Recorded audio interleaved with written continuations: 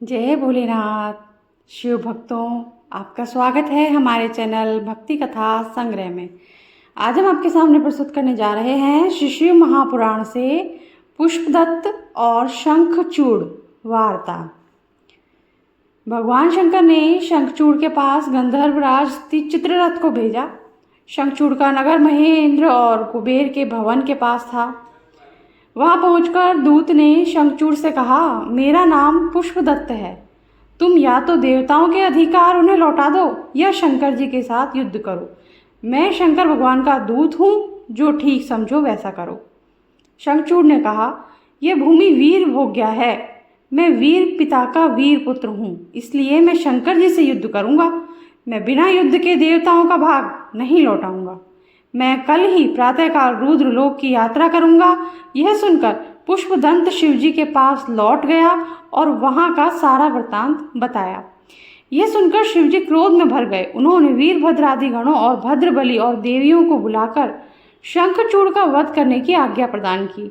भगवान शिवजी स्वयं भी अपने गणों को लेकर चल पड़े।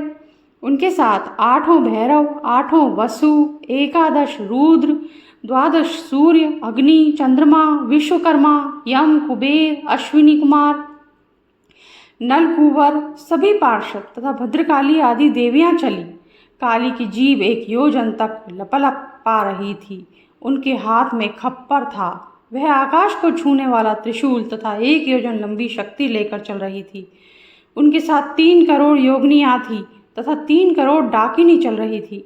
भगवान शिव ने चंद्रभागा नदी के तट पर एक वट वृक्ष के नीचे अपना आसन जमाया।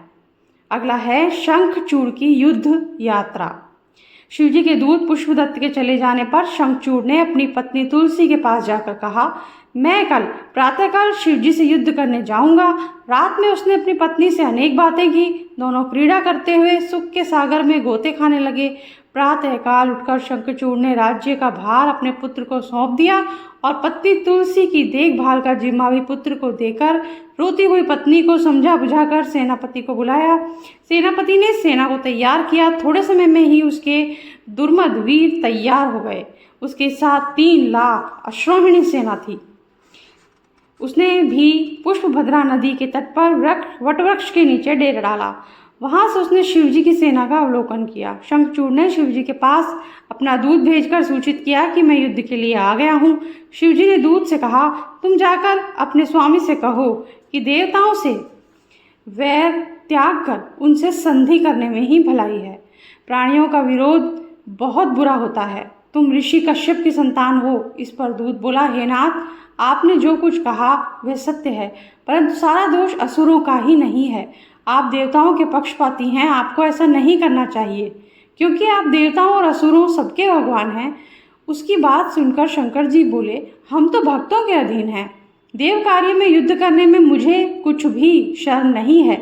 दूत शंखचूड़ के पास वापस चला गया। दूत ने शिवजी की सभी बातें शंखचूड़ को बताई। शंखचूड़ ने युद्ध करना ही उचित समझा। उसने अपनी सेना को युद्ध करने की आज्ञा दी। इधर शिवजी ने भी युद्ध करने की आज्ञा प्रदान की। भगवान शंकर भी तैयार हो गए। तरह तरह के रणवाद्य बजने लगे। दोनों पक्षों के वीर भयानक मार काट करने लगे। महेंद्र का वृषपर्वा के साथ युद्ध होने लगा। विष्णु का दंभ के साथ, कालका का कालासुर के साथ, गोकर्ण का हुतासन के साथ, कुबेर का कालय के साथ, विश्वकर्मा का मला के साथ, भयंकर से मृत्यु, संहार से यम, कालंबिक के साथ वरुण युद्ध करने लगे। अभी तक पुत्रों सहित भगवान शंकर वृक्ष मूल में बैठे रहे।